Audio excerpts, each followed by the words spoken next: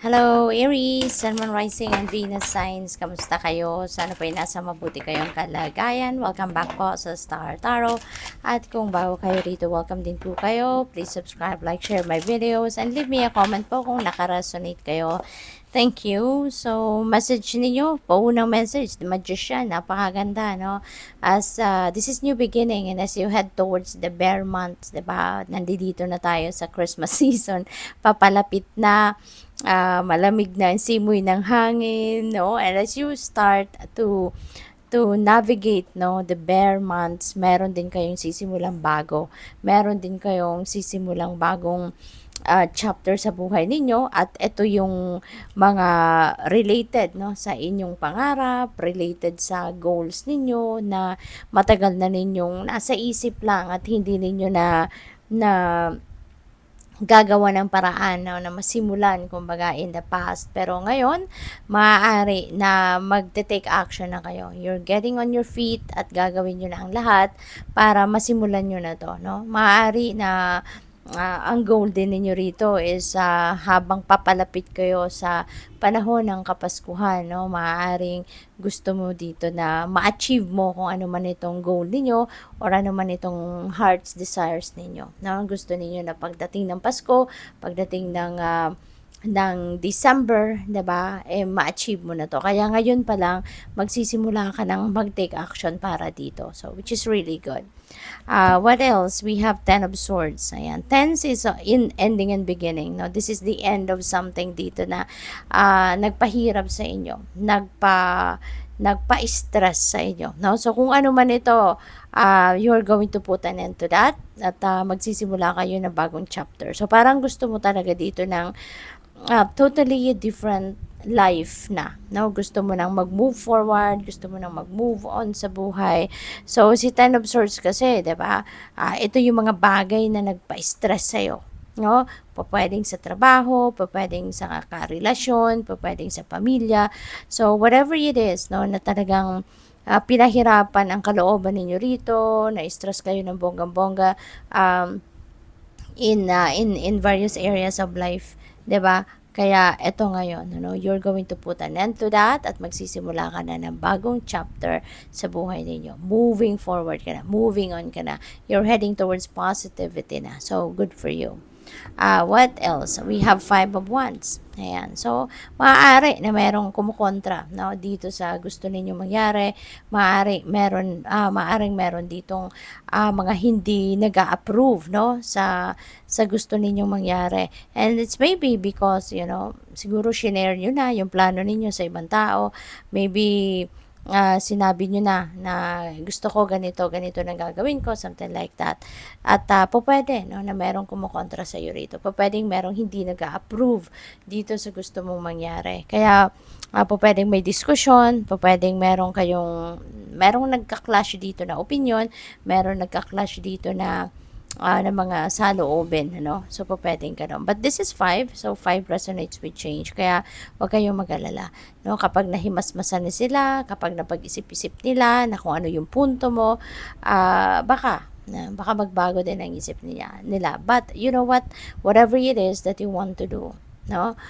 Kayo ang dapat na may last say. Kayo ang dapat na magdedesisyon because that is your life. So, you need to decide for yourself, 'di ba? Kaya, pag muni-munihan ninyo, listen to your intuition kasi your intuition is your divine guidance. So, galing yan sa universe na nagabay. Kaya, kung ano sasabihin sa inyo ng inyong intuition, yun ang gawin ninyo. Okay? Mas yun ang pakinggan ninyo because that's guidance from the divine universe rather than mga sut-sut sa inyo ng kung sino-sino. No? So, good luck sa'yo. We have 5 of Swords. Ayan. So, we have another 5. No? Ito naman, so na-confuse tuloy kayo. No? So, siguro, dito nakapagplano na kayo, clear na ang direksyon na tatahakin ninyo, napag-isipan nyo ng mabuti. Ngayon, mayroong mga umaalma, kumukontra Tapos ngayon tuloy, no, nagkaroon kayo ng internal conflict, nagkaroon kayo ngayon ng kalituhan na, no? Parang nag-cause ito ng chaos sa isip ninyo, sa loob ninyo, kung ano na ba, ano na nga lang ba ang gagawin ko, 'di ba? Susundin ko sila or susundin ko yung sarili ko, 'di ba? So pwedeng eto na yung na-confuse ka na tuloy dahil dito sa mga taong ito. But yun nga, tulad ng sabi ko sa iyo, give yourself time to think about it, no? Magmuni-muni ka, magnilay-nilay ka. Basta 'yon ang kailangan mong gawin kung ano yung magpapasaya sa iyo, no? Follow your bliss, okay? Follow your bliss. So, what else? We have High Priestess. Ayan. So, you are divinely guided, no? Paalala ito sa inyo, lalo-lalo na sa mga pagkakataong ito na maaaring nalilito ka. So, the divine is sending you guidance. The divine is sending you messages. Kaya as much as possible, yun ang pakinggan ninyo. Okay? So, this is High Priestess and this is divine guidance na may downloads, no, may insights na pinapadala sa inyo, kaya pakinggan niyo yon so that you will be guided accordingly. Alright? So, what else? We have Queen of Swords. Ayan, you need clarity. No? You need clarity. At maaari na kailangan talagang pag-isipan ninyo mabuti before you take action. Sa ngayon, pag-isipan ninyo mabuti para hindi kayo magsisi, hindi kayo wala kayong pagsisihan in the end. So, think twice, thrice, yung ganon. And, of course, focus kayo din sa pakikipag-communicate din ng mas maayos. Kailangan na i-communicate din ninyo sa tao, kung sa whoever that is that you are going to be dealing with. You need to communicate your thoughts, your feelings, your emotions, para nang sa gayon, maiintindihan ka din nila, or para maintindihan nila yung punto mo. Okay, why are you doing these things? Yung ganon. So, tignan natin kung ano pa ang kaganapan. And before I go on, thank you muna, no, sa inyo po for being here. Thank you for supporting my channel. Thank you for subscribing. If you haven't subscribed yet, subscribe na po kayo. Thank you. So, what else? We have change. Ayan, handa ka na sa pagbabago. Handa ka ng magbago. Handa mo nang baguhin ang iyong sitwasyon. Handa mo nang dalhin ang buhay mo sa isang mas progresibo, mas magandang sitwasyon. This may involve travel then, no? Aries, feeling ko dito you are going to travel. Pwedeng magta-travel kayo abroad, no? This could be travel by air. Pwedeng ganon. Baka may relocation dito, baka meron ditong paglilipat ng trabaho, paglilipat ng tirahan, at you're heading towards the light. Now, merong liwanag, merong araw, so you're heading towards the light. So, talagang yung pag-move on ninyo ito, pag-move forward ninyo ito, whatever this is that you are going to take action towards, dito kayo, sa pakiramdam ninyo, dito kayo magiging masaya. No? Kasi magliliwanag, maliwanag ang pupuntahan ninyo. So, good luck sa'yo.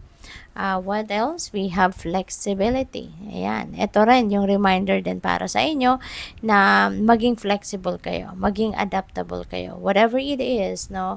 Whatever situation there is na may encounter ninyo, you need to just be flexible. Okay? You need to be adaptable and flexible so that there will be no problem wherever you are heading.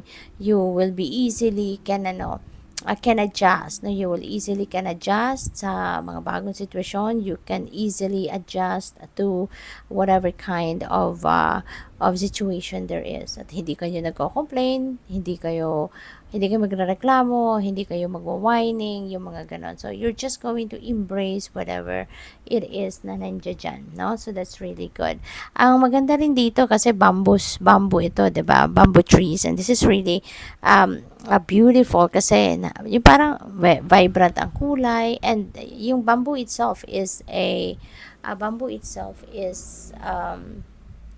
that signifies abundance, no? Kaya posible na kung saan kayo papunta, nandoon yung pag-asenso ninyo, nandoon yung growth ninyo, no? Kasi yung pony papunta doon, diba? Papunta dito, and then nandito yung abundance. So, papunta kayo sa kung saan man kayo magiging mas matagumpay, lalo-lalo na pagdating sa pera, no? So, pwede na yung goal niyo rito that you're going to take action on is yung kaperahan aspeto, no? Pag-asenso. So, what else? By the way, Aries, no, meron tayong join button sa baba ng video. If you would like to join, mag-member kayo, yun lang po ang i-click ninyo. And salamat, no, for your support sa channel. Thank you for not skipping the ads. And sa mga nagdo-donate, salamat.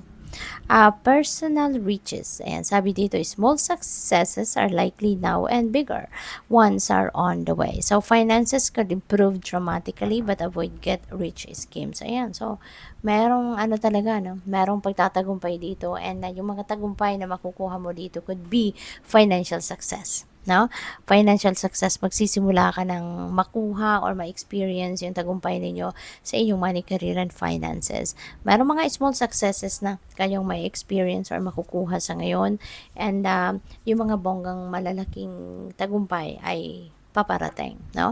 So, hindi lang ito kung ano man yung na mga tagumpay na na-experience mo sa ngayon, kung ano man yung mga tagumpay na nakukuha mo sa ngayon, those are just a few, no, na makukuha ninyong tagumpay. There are big ones pa na paparating. Kaya magsikap lang, magtiyaga lang, continue to persevere, continue na magsipag kasi meron pang mga mas malalaking mas malalaki pang tagumpay, no, ang dadating sa inyo at mababago ng biglaan, no, yung inyong kaperahang aspeto. Yung financial landscape ninyo will definitely be changed. Kaya, yun. Good luck sa'yo. Thank you for watching. Love and light. Namaste.